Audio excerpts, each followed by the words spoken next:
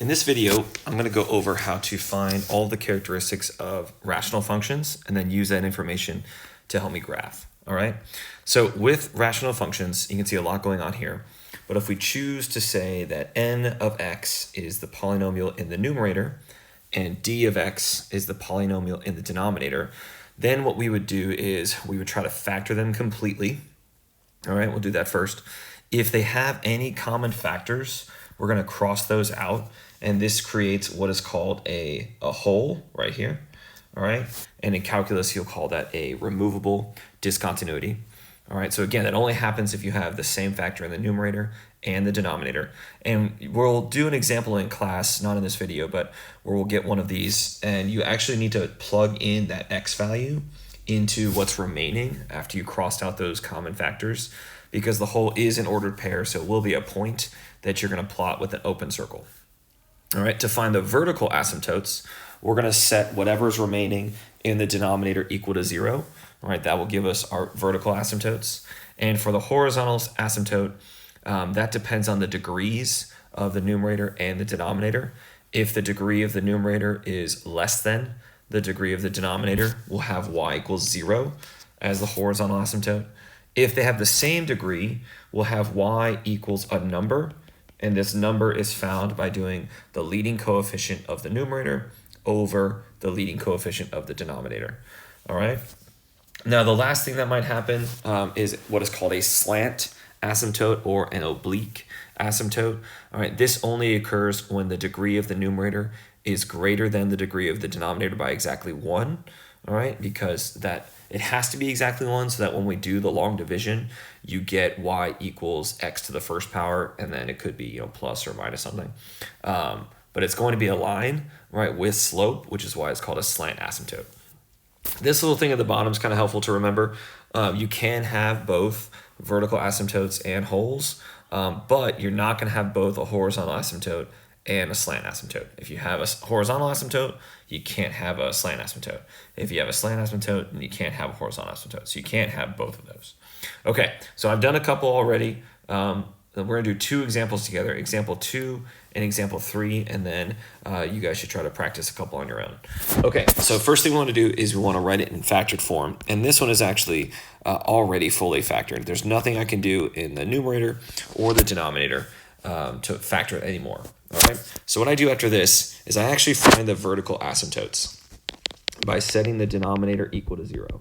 So that gives me x equals -10.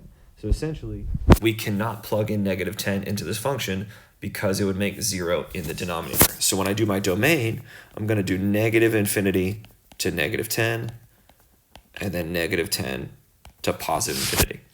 To find the y-intercept for any function, you can just plug in 0. So we'll just plug in 0 here and get 0 over 10, which is 0. So my y-intercept is 0, 0. Let's switch to the x-intercept, because hopefully some of you watching this video are thinking, well, if you get a y-intercept of 0, 0, then your x-intercept is also going to be 0, 0. All right, so that's where you set the numerator equal to 0, which is why we get x equals 0 for this one as well. Okay, we don't have any holes. There's no common factor in the numerator and the denominator to cross out, so I don't have any holes. In terms of horizontal asymptote or oblique or slant asymptote, when I look at the degrees here, this is x to the first power. This is also x to the first power. So when they have the same degree, we're going to do y equals a number, right? Where that number is the leading coefficient of the numerator, which is 3, over the leading coefficient of the denominator, which is 1. So 3 over 1 is going to be 3. So I'm going to write 3 over 1, so y equals 3. Okay, so I'm going to plot all this stuff on here. I am going to cheat and use Desmos here in a moment to help me graph this. But essentially, I'll talk to you in class about how we're going to deal with this. Let's put all the stuff on here. For your asymptotes, make sure you're using that dotted or dashed lines. That's y equals 3. Do my vertical asymptote at x equals -10, way over here. Okay, I'm going to plot my asymptotes. I'm sorry, I did the asymptotes. I'm going to plot my intercepts, which actually was just 0, 0. All right, and then I'm going to go into my graphing calculator, Desmos, to type in 3x over x plus 10 to see what it looks like. So I have 3x over x plus 10. Okay, and let's zoom out a little bit. There we go. So you should see here, and if you wanted to, I could put on the asymptotes. I could put on the y equals, was it 3, I believe? Yep. And then x equals -10. Put that one on there as well. So you can see here, when you're looking at this graph, we have two curves, and we have the asymptotes there. So I have in the top left and the bottom right of kind of these like 4 quadrants that it makes. So it's going to be a little easier for this one over here to make this curve, right? And this one's a little tougher. I'll come into this box a little bit, but essentially we have this curve there going on forever. Again, the idea is that both of these curves would be getting closer and closer to y equals 3 or x equals -10 as they're moving left and right. Okay, so that is how you find all the information and then graph for example 2. Okay, let's do example 3. All right, so example 3, again, I start with factoring first, and you should notice in the denominator we do have the difference of 2 squares. So I'm going to go ahead and factor that to get x plus 3 on top over x plus 3 and x minus 3. Now this is where we do have a common factor in the numerator and the denominator. When I immediately do that, I am going to say that there is a hole, right? We definitely have a hole, and we have a hole at whatever makes that become 0. So the common factor is x plus 3, set it equal to 0, so we have a hole at x equals -3. All right, now the remaining function, once you cross those out, is 1 over x minus 3. Make sure you realize that there's nothing left in the denominator, the numerator, so you must put that 1 at the numerator, okay? To find the y value of this, I'm going to plug in -3 into what's remaining. So 1 over -3 minus 3, which gives me 1 over -6, which is the opposite of 1/6. So the whole is going to be an open circle at -3 comma -1/6. We gotta make sure we do that. Okay. Now for the y-intercept, I can plug in 0 to get 1 over 0 minus 3, which is 1 over -3, which is -1/3. So 0 comma -1/3. For the x-intercepts, my numerator is just a number, and 1 is never going to be equal to 0, right? To find the x-intercepts, you set the numerator equal to 0, so I don't have any x-intercepts. All right, for vertical asymptotes, I look at the denominator, what's remaining, and set that equal to 0, which is just the factor x minus 3. So x equals 3 is going to be that vertical asymptote. I think we're ready to do the domain.